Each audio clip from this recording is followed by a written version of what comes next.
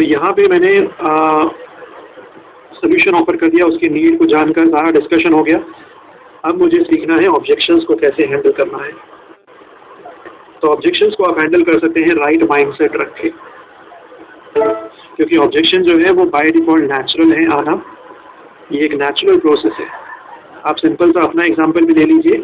कल को आपको कोई मिला था और उसने आपको कोई नई चीज़ बताई थी, तो आप उसे इस्तेमाल करने को लेकर कितना झिझक रहे थे, कितना ज़्यादा आप सोच रहे थे, राइट। तो उसी तरह से प्रॉस्पेक्ट के लिए भी ये नेचुरल चीज़ है कि वो ऑब्जेक्शन करेगा, वो सोचेगा, वो कंफ्यूज होगा। तो इसके लिए आप उसकी ऑब्जेक्शन को एक्नॉलेज कीजिए, उसे ज़्यादा से ज़्यादा इंफॉर्मेशन प्रोवाइड कीजिए।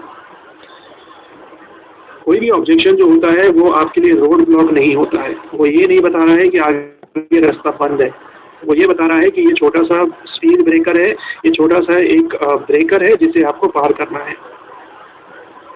ठीक है, सेलिंग की जर्नी में ये छोटा सा एक रुकावट है जिसे पार करना है, इसका मतलब ये नहीं है कि रास्ता बंद है।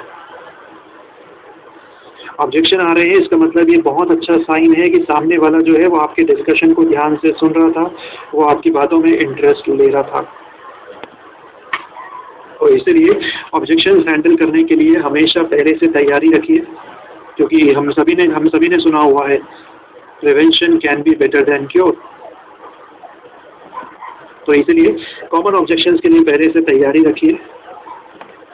और एक सबसे अच्छा तरीका बताऊं आप सभी को,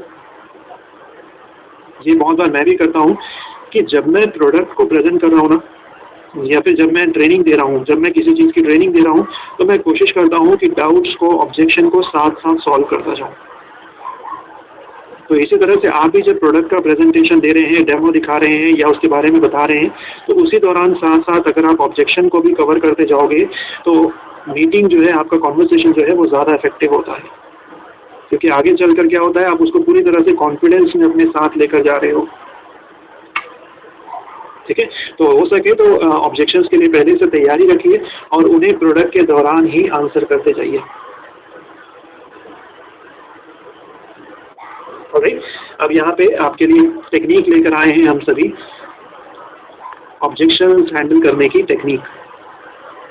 मैं चाहूँगा आप इसे नोट करेंगे। टेक्निक ये है, टेक्निक का शॉर्ट फॉर्म का नाम है LPET।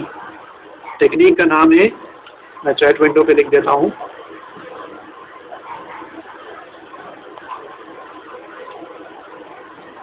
Okay, this is LPET technique. LPET technique क्या होती है? L का मतलब होता है लिसन, P का मतलब होता है प्रोब, E का मतलब है एक्सप्लेन और T का मतलब है टेस्ट। ठीक है, तो पहले आप ध्यान से सुनिए कि उसके ऑब्जेक्शन क्या है। प्रोब यानी कि आप उन्हें वापस से क्रॉस क्वेश्चन कीजिए, उसके ऑब्जेक्शन का मीनिंग जो है वो अच्छे से निकालिए। उसके बाद आप उनको एक्सप्लेन कीजिए, सोल्यूशन दीजिए, उनके कंसर्न्स को एड्रेस कीजिए। और T का मतलब है टेस्ट। टेस्ट करो, चेक करो कि वाकई में वो प्रोस्पेक्ट जो है आपकी बातों से कन्विंस हुआ है या नहीं हुआ है। ठीक है, अब देखते हैं कि ये LPET जो टेक्निक है, इसको मैं अपने रियल लाइफ में कैसे अप्लाई करूँगा।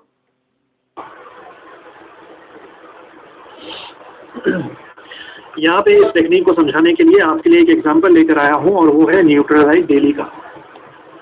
सपोज करते हैं मैंने मेरे कस्टमर के साथ पूरा कॉन्वर्सेशन किया, नीड पता करी और मुझे पता चला कि उसको मुझे न्यूट्रलाइज डेली सजेस्ट करना चाहिए। अब मैंने न्यूट्रलाइज डेली उसको सजेस्ट कर दिया। अब कस्टमर को मैंने उसके बारे में प्राइस भी बता दिया। कस्टमर ने बोला ठीक है, ओके चलो। अब कस्टमर लेकिन बोला मुझे कि सर आपका जो डेली है वो मुझे थोड़ा सा एक्सपेंसिव लग रहा है। तो यहाँ पे मेरी टेक्निक का पहला पार्ट आ जाएगा लिसन। ध्यान से सुनो कि उसको क्या लग रहा है, उसे एक्सपेंसिव लग रहा है। मुझे क्या करना है, प्रूव करना है, मुझे फिर से उसे क्रॉस क्वेश्चन करना है। सर आप ऐसा क्यों कह रहे हो, आपको ये महंगा क्यों लग रहा है? फिर कस्टमर रिप्लाई करेगा कि आप जो मुझे ये 60 टैबलेट के लिए 1200-1400 रुपये मांग रहे हो, ये मुझे महंगा लग रहा है। तो यहाँ पे मुझे क्या समझ में आया कि कस्टमर को जो है 60 गोली के लिए 1200-1400 महंगा लग रहा है। उसको प्रोडक्ट की क्वालिटी के ऊपर कोई दिक्कत नहीं है, उसको प्रोडक्ट की परफॉर्मेंस के ऊपर कोई दिक्कत नहीं है, उसको मेन दिक्कत है बजट के ऊपर। मुझे समझ में आ गया कि उसे किस तरह से एक्सप्लेन करना है। तो अब मैं यहाँ पे उसे एक्सप्लेन करूँगा कि सर हो सकता है कि आपको ये भले ही एक बार में सुनने को महंगी लग रही हो, लेकिन अगर आप इसे कैलकुलेट करोगे तो एक न्यूट्रलाइट डेली की जो टैबलेट है वो आपको 14 रुपये पर डे पड़ती है, विच मीन्स जो कि एक चिप्स के पैकेट से भी कम का रेट होता है, या डेली आप जो अपने दूसरे आइटम पे जो स्पेंड करते होगे उससे भी कम है। और इतने में आपकी बॉडी को सही क्वालिटी का मल्टीविटामिन मल्टी मिनरल मिल जा रहा है। तो अब मुझे वहाँ पे टेस्ट करना है कि वाकई वो मेरी बात से एग्री हुआ है या नहीं। तो इसके लिए मैं क्या कहूँगा उसे, तो सर क्या ये बेहतर नहीं है कि आप वो 14 रुपये चिप्स बिस्किट या चाय कॉफ़ी पे स्पेंड करने से अच्छा है कि आप उसे अपने हेल्थ के लिए स्पेंड करो? ठीक है, अगर ये एग्जांपल आपको समझ में नहीं आया तो एक एग्जांपल मैं और समझाता हूँ आपको, और वो यहाँ पे मैंने लिया है डिश ड्रॉप का। ठीक है, कस्टमर कहता है कि मैं ऑलरेडी मेरा जो बर्तन धोने का लिक्विड यूज़ कर रहा हूँ वो काफ़ी है, मैं उससे सेटिस्फाई हूँ। तो मैंने ध्यान से सुना कि कस्टमर ने क्या कहा। अब मैं उसे प्रोब करूँगा, मैं बोलूँगा सर मैं समझ गया, लेकिन क्या आपने कभी सोचा है कि वो जो लिक्विड सोप या साबुन आप यूज़ कर रहे हो उसमें कितने केमिकल हो सकते हैं? वो बर्तनों में रह जाएंगे और वो उसी पे आप खाना खाएंगे, उससे आपके हाथों पे कितना नुकसान पहुंच रहा है। तब कस्टमर ऐसी सिचुएशन में क्या कहेगा, वेल इस बारे में तो मैंने कभी नहीं सोचा, आप बताओ आपका डिश ड्रॉप कैसे अलग है। तब मुझे मौका मिला उसे एक्सप्लेन करने के लिए, तो मैं उसे कहूँगा कि सर मेरा जो डिश ड्रॉप है उसमें आपको नेचुरल कंटेंट्स मिलते हैं, जिसकी वजह से ये ना सिर्फ आपके बर्तनों पे इफेक्टिव क्लीनिंग देता है बल्कि हाथों पे भी जेंटल होता है। तो यहाँ पे हमने डिश ड्रॉप में एलोवेरा का इस्तेमाल किया है जिससे आपके हाथों पे ये जेंटल रहता है। फिर हमने शीशों का इस्तेमाल किया है जो कि बर्तनों से जर्म्स को किल करता है। तो इसलिए क्या आप एक ऐसा प्रोडक्ट नहीं खरीदना चाहोगे जो कि स्किन स्पेशलिस्ट द्वारा जांचा हुआ है, जो कि पूरी तरह से सेफ है आपके हाथों के लिए भी और आपके बर्तनों पे भी। तो यहाँ पे मैंने क्या किया, मैंने टेस्ट कर लिया कि वाकई में वो मेरी बातों से कन्विंस हुआ है या नहीं हुआ है।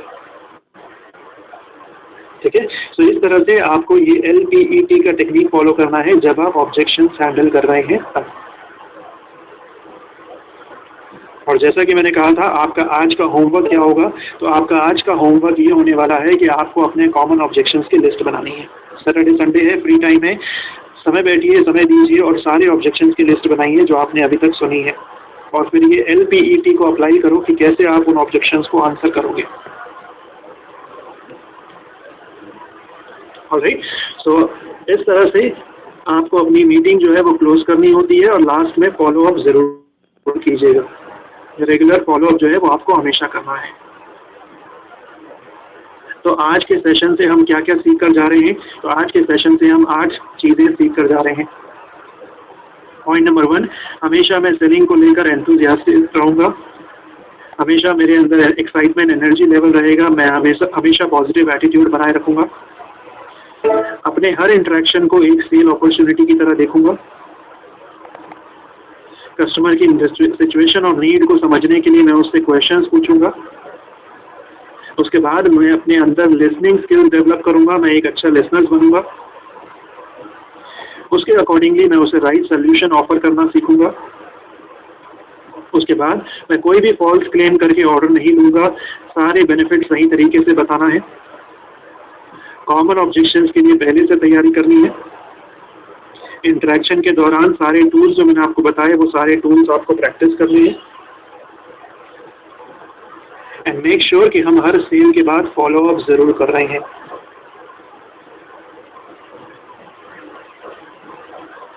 ऑलराइट, और इस तरह से हम इफेक्टिव सेल करना सीख चुके हैं। So we are sold. और इसी के साथ हमारा आज का ये इफेक्टिव सेलिंग स्किल्स का सेशन जो है वो कंप्लीट होता है। आप सभी का बहुत बहुत धन्यवाद। आप सभी जो है वो एक बहुत